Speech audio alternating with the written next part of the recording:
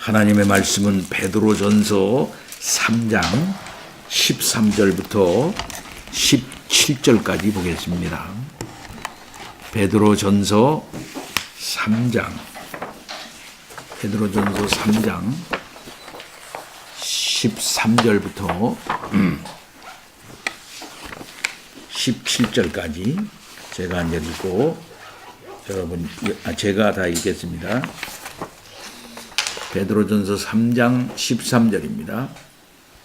또 너희가 열심으로 선을 행하면 누가 너희를 해하리요? 그러나 의를 위하여 고난을 받으면 복 있는 자니 그들이 두려워하는 것을 두려워하지 말며 근심하지 말고 너희 마음에 그리스도를 주로 삼아 거룩하게 하고 너희 속에 있는 소망에 관한 이유를 묻는 자에게는 대답할 것을 항상 준비하되 온유와 두려움으로 하고 선한 양심을 가지라. 이는 그리스도 안에 있는 너희의 선행을 욕하는 자들로 그 비방하는 일에 부끄러움을 당하게 하려 함이라.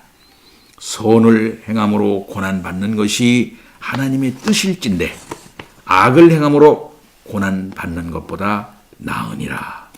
아멘.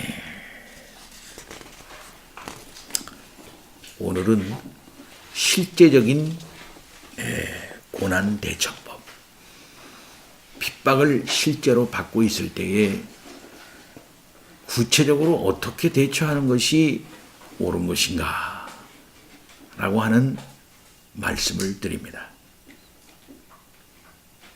그간 우리는 선을 위한 고난받는 것이 하나님의 뜻이다 라고 말을 했습니다. 이 세상 살아나가는 동안 예수 믿는 사람들이 고난을 당합니다. 그 고난은 핍박입니다. 그렇게 할 때 예수 믿는 사람들끼리 먼저 마음을 같이 하고 동정하고 형제 사랑하고 불쌍히 여기고 겸손해라.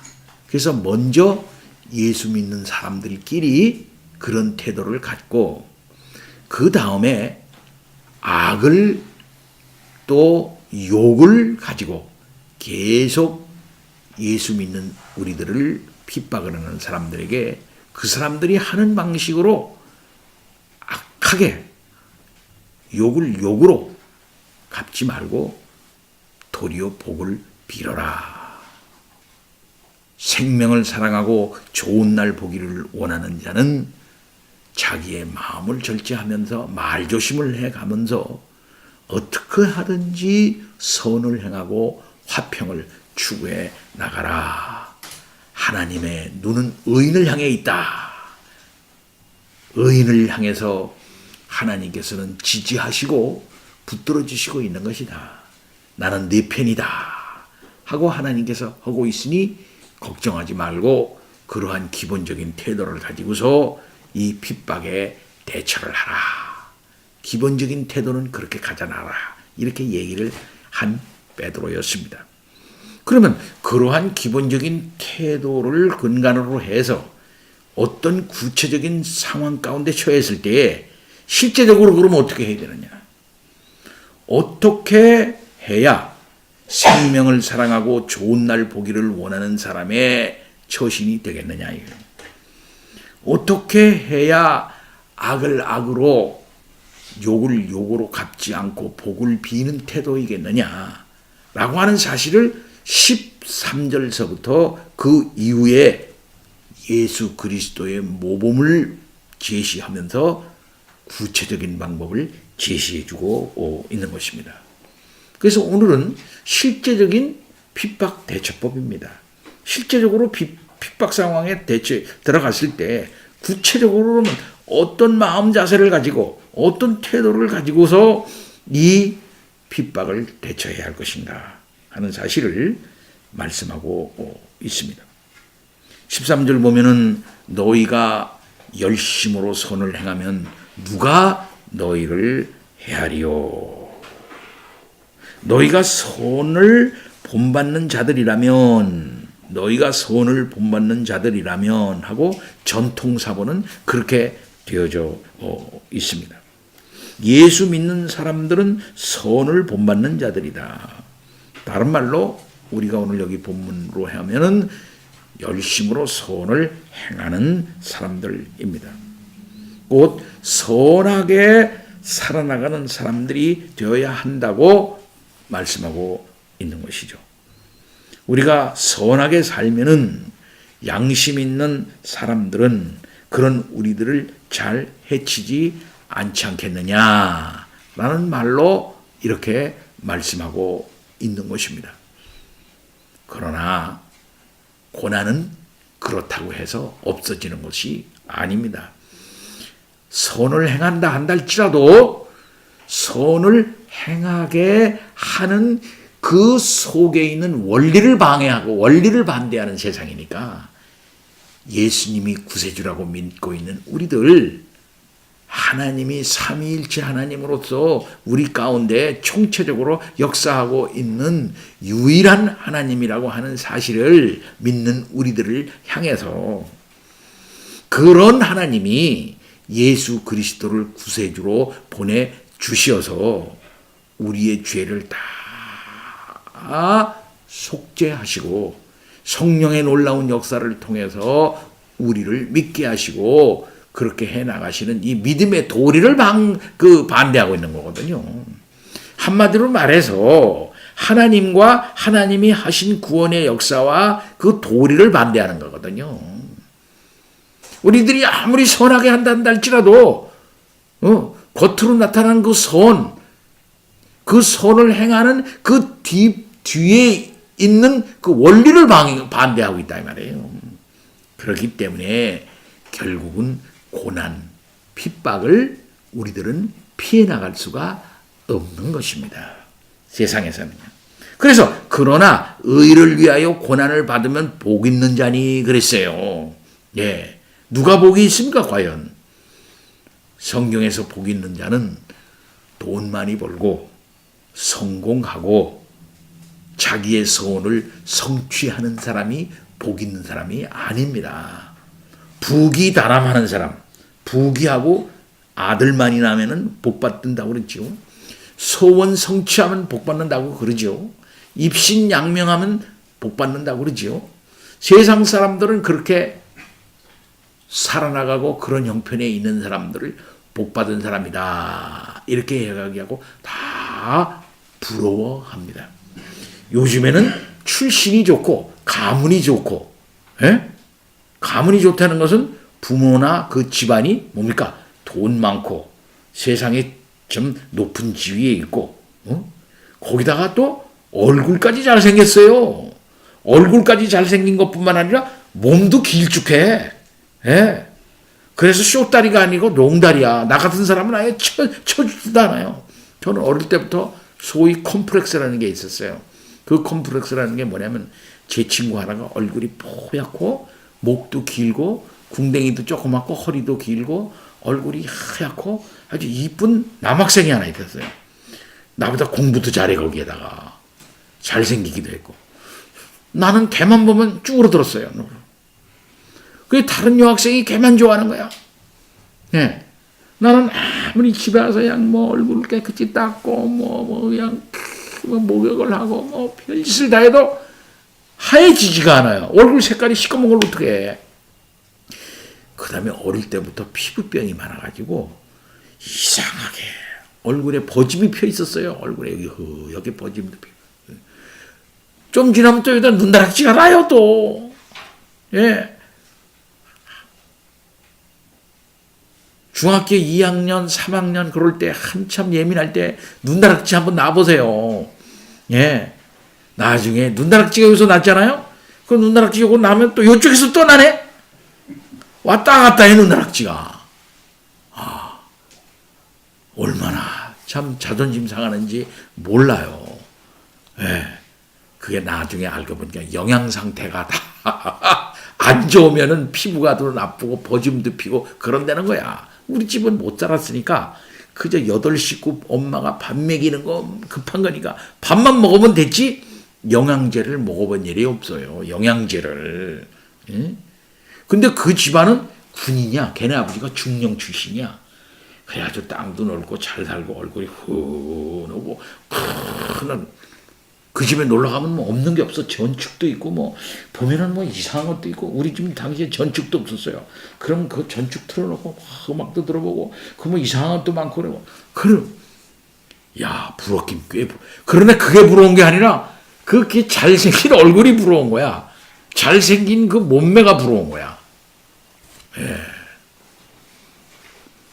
나중에 그 친구가 알게 보니까 신앙을 다 팔아먹고 가정도 파탄나고 알코올 중독이 돼가지고서는 그냥 그 집안에 이 집 저 집 돌아다니고 피해를 끼치는 걸 제가 봤어요.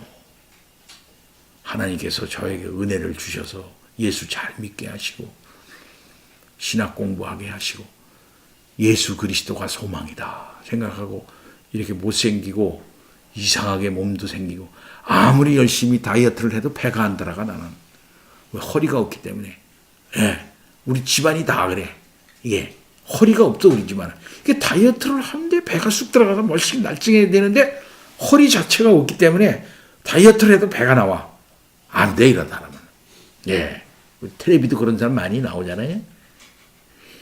그런 가운데서도 하나님께서 은혜를 이제 주시는 것입니다.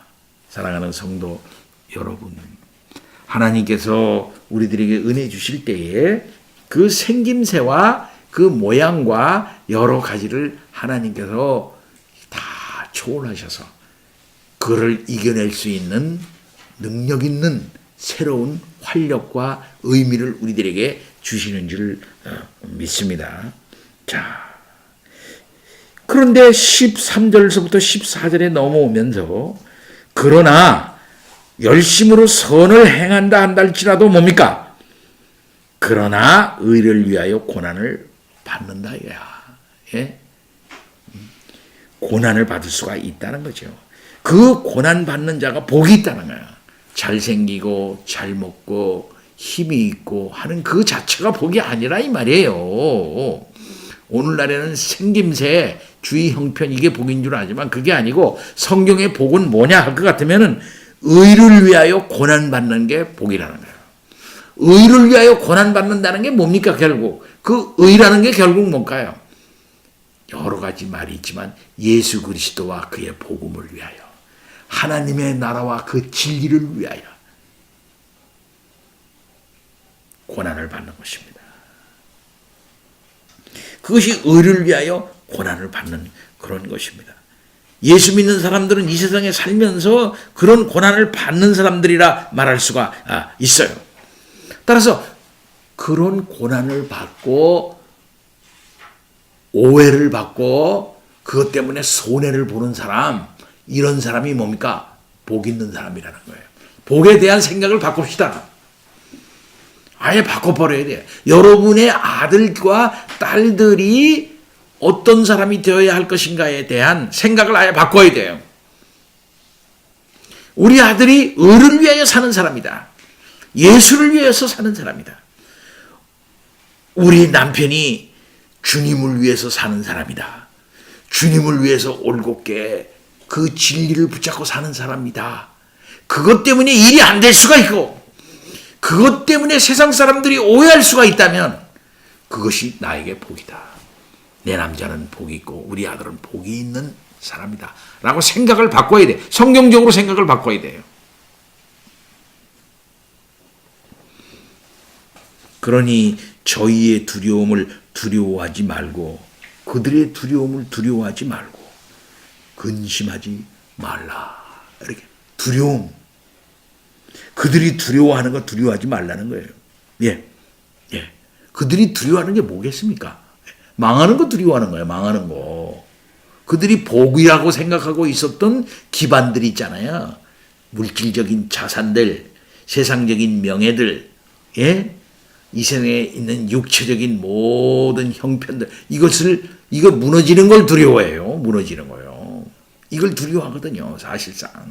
결국은 뭘 두려워하는 것입니까? 결국은 망하는 거. 망하는 것 같은 죽음입니다. 이 세상에 육체적인 죽음이 위협받는 걸 가장 먼저 두려워하는 거죠. 그 전에 있는 이 세상에 살아나갈 수 있는 모든 사회적인 기반들과 우리들을 웰빙하게 하는, 그래 잘 살게 하는 모든 재반, 사회적인 물질적 토대 이런 것들, 이런 것들이 무너지는 것을 두려워한다 이게. 그 끄트머리는 뭡니까? 죽음이에요. 그거는 하나예요. 그것을 두려워해요. 그것을 두려워하지 말라 이 말이야. 그들이 두려워하는 것 두려워하지 말라. 그리고 너희들은 근심하지 말라. 의를 위하여 핍박을 받는 자는 복이 있다고 일찌감치 우리 주님께서 말씀하시지 않았습니까? 천국이 그들 것이다. 예. 성도가 의롭고 선하게 살다가 당하는 고난은 화가 아니라 복이라는 겁니다. 자신이 잘못해서 고난을 당한다고 하는 것은 당연히 받을 수밖에 없는 것이겠습니다만은 의롭고 선하게 사는데도 불구하고 고난을 당하는 것은 도리어 복이다 이 말이에요. 그런 복을 우리는 판단할 줄 알아야 되는 것입니다. 그렇기 때문에 성경적으로 우리 주님 중심으로 판단을 해야 돼. 아, 우리 남편은 정말 복된 사람이다. 정말 복된 사람이다. 정말 우리 아내는 정말 복된 아내야. 우리 아들은 정말 복된 우리 아들이고 우리 딸이야. 라는 생각을 우리가 가져야 된다 이 말씀입니다. 이때 베드로는 성도들이 이렇게 의롭게 사는데도 불구하고 복된 자인데도 불구하고 그 복된 상태에서 처신해야 될 바를 몇 가지를 교훈을 하고 있는데 그 첫째가 뭐냐면 위협함, 그들의 두려워함, 그들의 그들이 두려워하는 것을 두려워하지 말고 근심하지 말고 라고 이렇게 말하고 있어요. 현세와 내세의 확실한 약속과 보장을 우리는 가지고 있는 사람들입니다. 그러나 그들은 현세와 내세에 통하는 영원한 보장을 갖고 있지 않아요. 그들이 갖고 있는 것은 아까 얘기한 것처럼 이 세상에만 통하는 것입니다.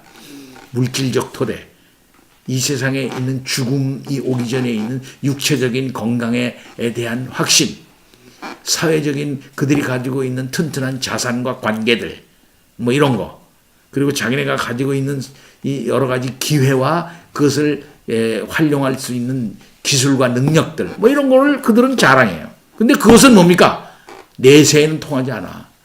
영원한 세계에는 통하지 않아요. 근데 그것이 없어지는 것을 뭡니까? 두려워한다 그랬죠? 그것을 그들은 두려워해요. 그러나 그것으로 말미암아 두려워하지 말고 근심하지 말아라. 근심하지 말아라. 라고 말씀하고 있습니다. 첫째, 우리는 그렇기 때문에 근심하지 말아야 하는 것입니다. 사랑하는 성도 여러분, 예수 믿는 사람들이 생각을 고쳐야 할 것이 있어요. 그것은 뭐겠습니까? 이 세상 살아나갈 때 물질적인 토대가 좀 약하고 좀 가난하고 말이죠. 여러 가지 기회가 나에게 잘 뻗쳐오지를 않고 자기에게 주어지는 모든 것이 적다 한다 할지라도 자기의 기본적인 삶이 의를 위한 삶이고 진실을 추구하는 삶이라고 할 때 그것에 대해서 기뻐하고 즐거워하고 만족하는 그런 자세를 우리가 가져야 됩니다. 근심하지 말아야 된다. 자기 남편에 대해서 점수를 좀 많이 줘야 돼요. 예, 자기 아내에 대해서 좋은 점수를 줘야 돼요. 아들과 딸을 교육하는 데 있어도 그와 같은 교육적인 인생관의 가치를 가지고 교육을 해야 하는 것입니다. 이런 자세를 우리가 가져야 할 것입니다.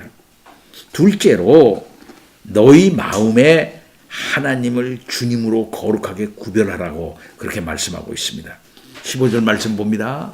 너희 마음에 그리스도를 주로 삼아 거룩하게 하고 너희 마음에 그리스도를 주로 삼아 거룩하게 하고 그렇게 말씀하고 있어요. 이미 예수 그리스도를 주로 삼기 때문에 때문에 고난을 받고 있는 거예요. 그 고난의 이유가 예수 그리스도를 주로 삼고 그것을 드러내기 때문에 고난받고 있는 거거든요.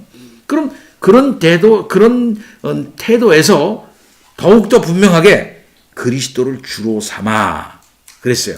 주로 삼아 거룩하게 하고 이것은 우리 주님을 확실하게 믿고 절대적으로 복종하는 자세를 계속 견지하라 이런 뜻입니다. 예. 그렇게 해왔어요, 그동안에. 그러나 고난 가운데 있을 때 더욱 그렇게 하라는 거죠. 그래서 그리스도가 진정한 주인님이라고 하는 사실을 그러한 고난의 현실 가운데 더욱더 확실하게 더욱더 드러내라는 것입니다. 그 다음에 세 번째는 너희 속에 있는 고난에 관한 이유를 묻는 모든 자들에게 대답할 바를 온유와 두려움으로 예비하라. 그렇게 말씀하고 있습니다. 우리 속에 있는 소망이라는 게 무엇입니까? 우리 속에 있는 소망은 예수 그리스도의 재림과 천국과 영생입니다. 이러한 소망이 있기 때문에 참고 견디는 것 아니겠습니까?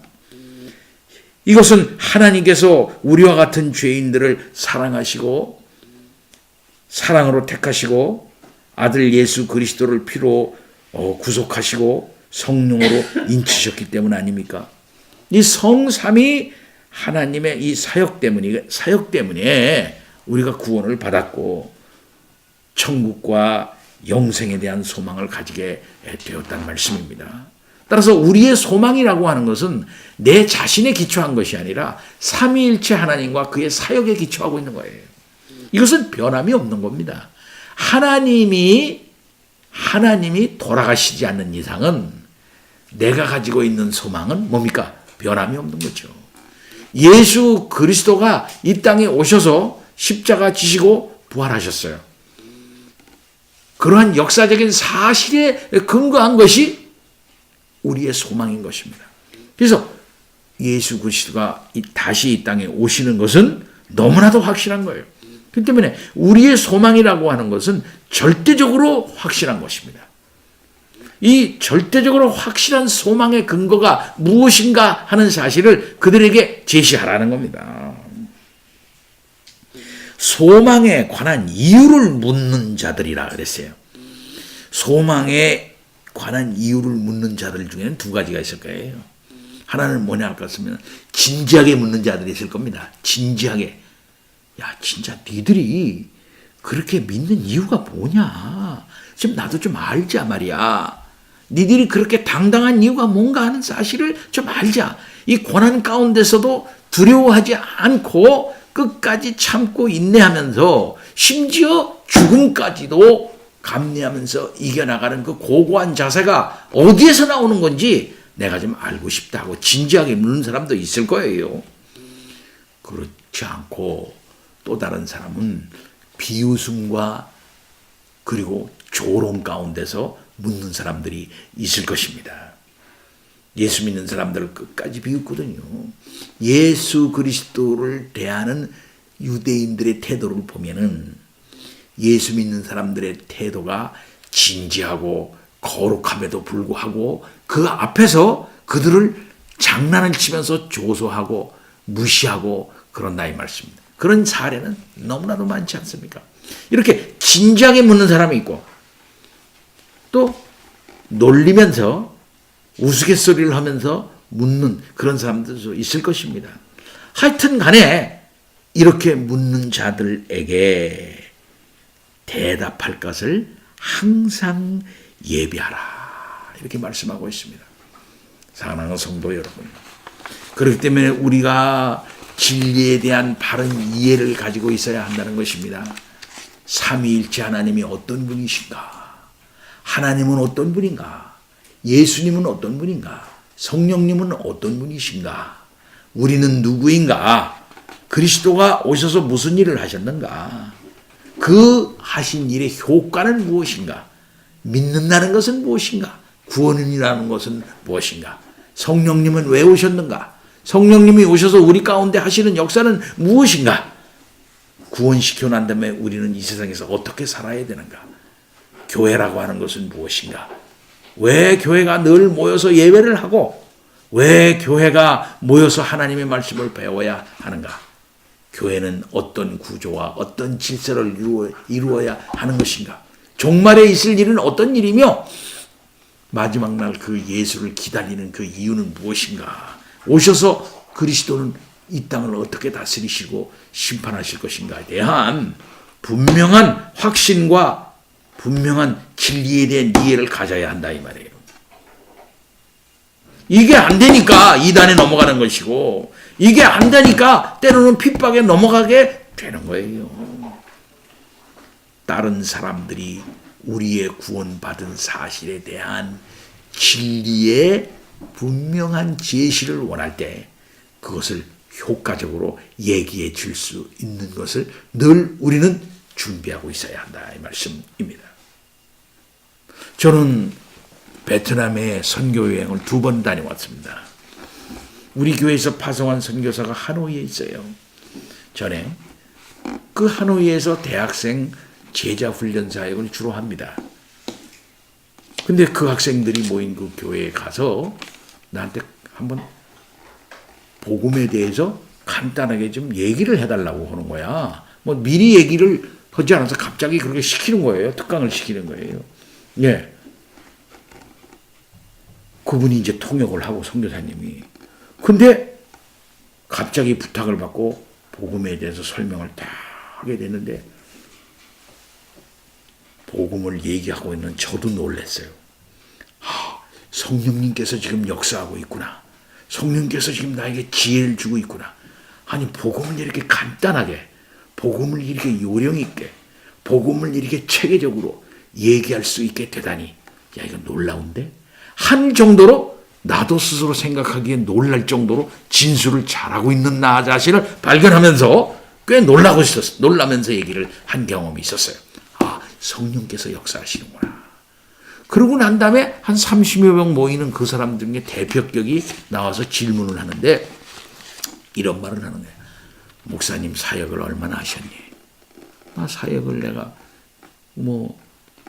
73년서부터 대학 들어가가지고 지금까지 했으니까 꽤 오래됐다고 한 40여 년 한 걸로 보인다. 40년 정도 한 걸로 보인다. 그렇게 얘기하니까 그래서 그런지 복음을 이렇게 요령 있게 간단하게 이해하기 좋게 체계 있게 설명을 해 주시다니 전 그 경륜이 느껴집니다. 이렇게 그 사람이 표현을 하더라고요. 그래서 뭐리요 하고서 겸손하게 얘기했지만 속으로는 성령님께서 도와주셨죠. 이렇게 생각을 했어요. 사랑하는 성도 여러분,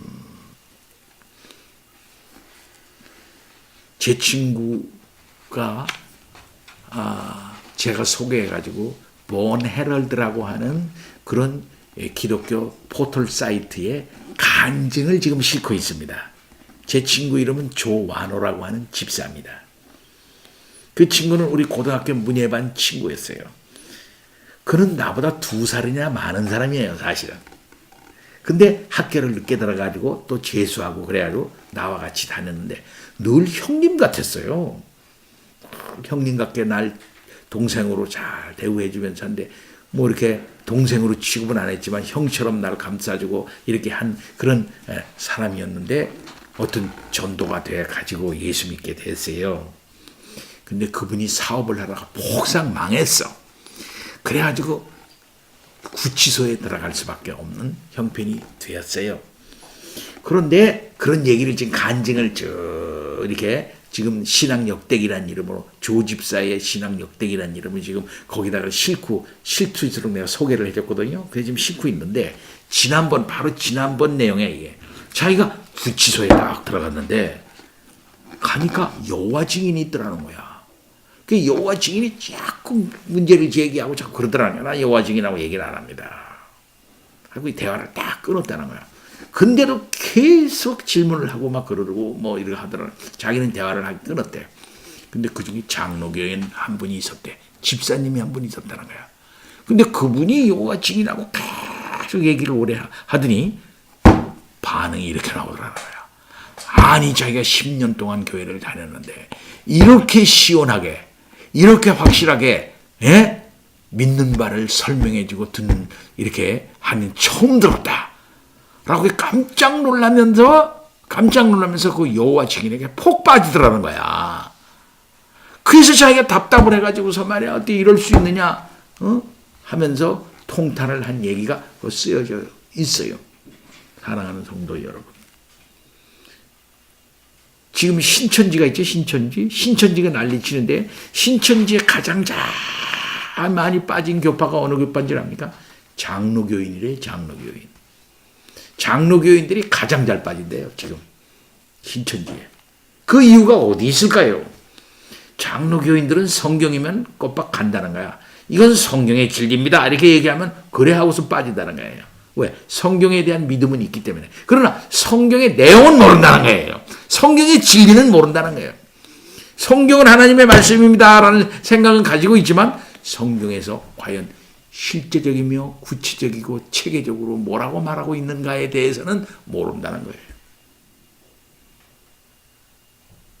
성도 여러분, 여기 말하고 있지 않습니까?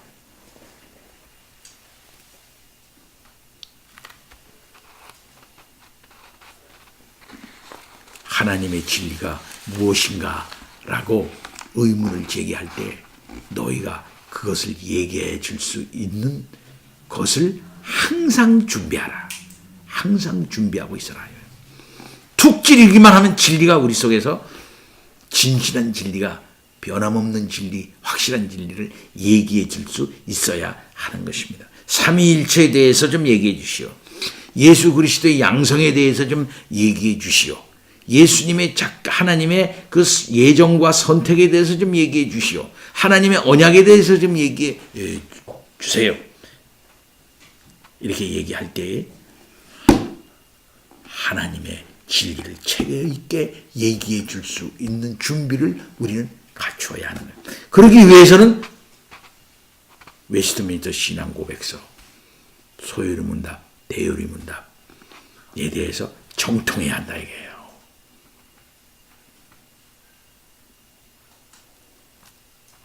핍박에 대처하는 것은 결국은 뭐겠습니까? 핍박에 대처하는 것은 결국은 육체가 우리가 고생을 받는 거예요. 그래서 육체를 우리 해. 그래서 막 때려. 심지어 죽여. 그래서 육체적인 목숨을 뺏는 거예요. 그 다음에 또 뺏는 게 뭡니까? 우리의 재산을 뺏어요. 우리의 재산을 뺏어. 우리를 감옥에다가 구금을 시켜요. 예. 모든 기회를 다 뺏어버립니다.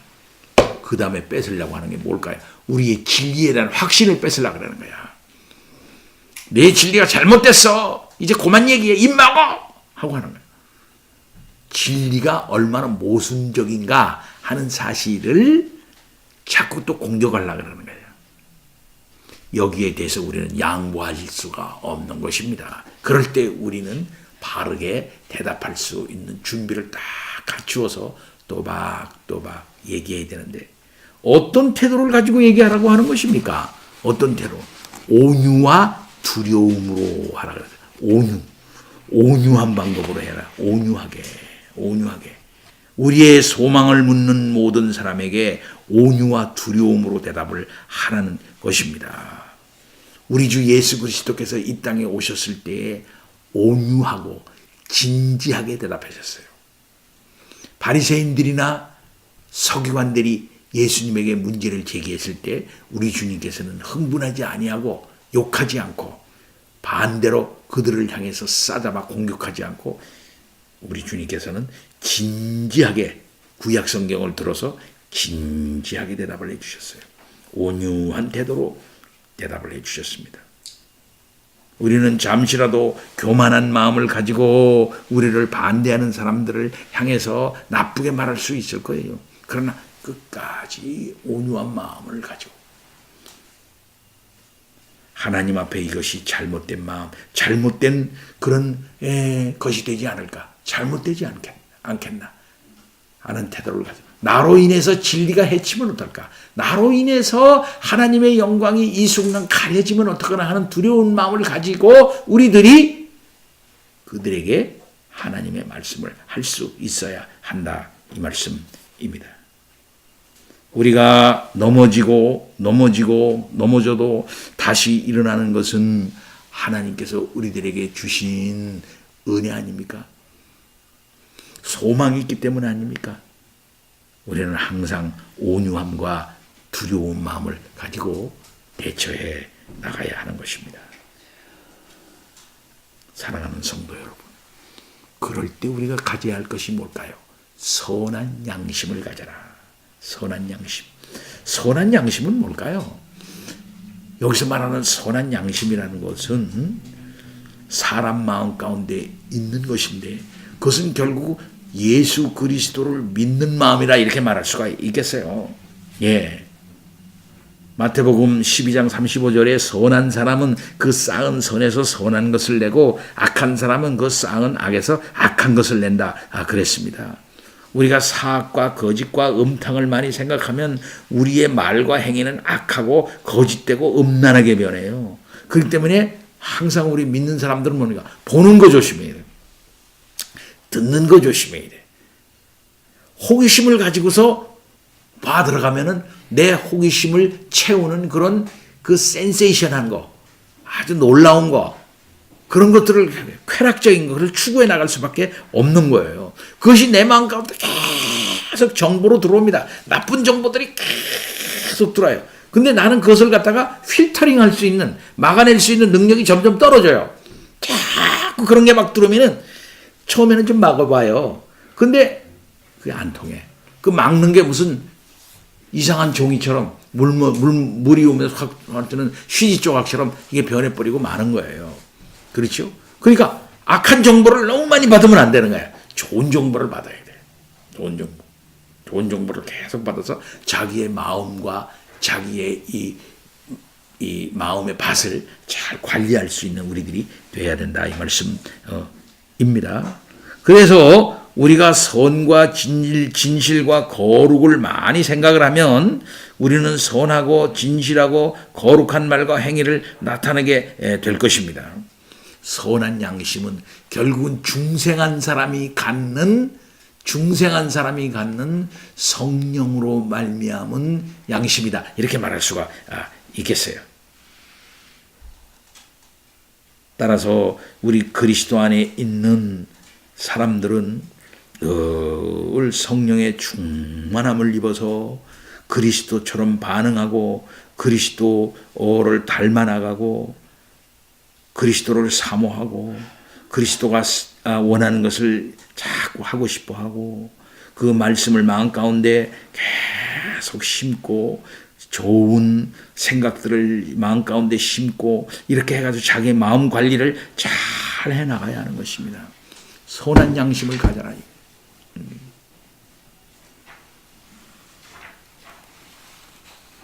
이렇게 13절부터 17절까지 성도가 어떻게 하면은 이 구체적으로 고난의 현실 가운데서 대처할 수 있겠나 하는 사실을 얘기하고 있습니다.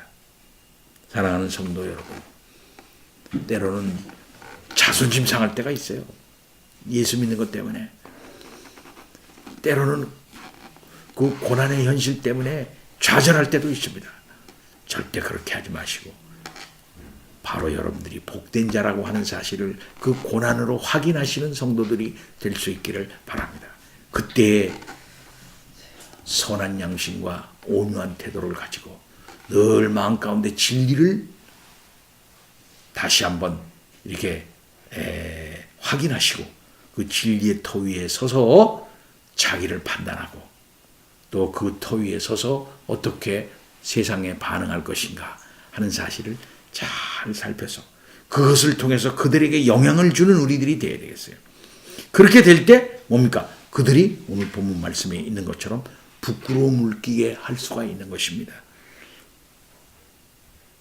성도들이 이런 태도를 가지고 진지하게 인생을 살아나가고 고난에 대처하는 모습을 볼 때 세상 사람들은 부끄러워해야 돼요. 부끄러워. 오늘 본문의 말씀에 있는 것처럼 그 비방하는 일에 너희의 선행을 욕하는 자들로 그 비방하는 일에 부끄러움을 당하게 하려 함이라. 그런 태도를 가질 때 하나님께서 역사하셔서 그들이 부끄러움을 느끼게 할 수 있도록 우리들이 그렇게 해야 한다는 것입니다. 이러한 구체적인 고난에 대처하는 삶을 우리들이 살아서 고난의 현실에서도 승리하는 모든 성도들이 될 수 있기를 바랍니다. 아멘. 다 같이 기도합니다. 하나님 아버지, 찬양과 영광 돌립니다. 이 세상은 험난한 세상입니다. 핍박이 있습니다. 이제 우리 믿는 이들이 어떻게 대처해야 할 것인가를 구체적으로 말씀해 주십니다. 아버지 하나님, 진리를 따라서 살게 하여 주옵소서. 우리의 소망이 근거가 무엇인가를 잘 제시할 수 있는 우리들이 될 수 있도록 인도해 주옵기를 원하옵고 기도하옵나이다. 성도들에게 새 힘을 허락하여 주옵소서. 예수 그리스도 이름으로 기도하옵나이다. 아멘.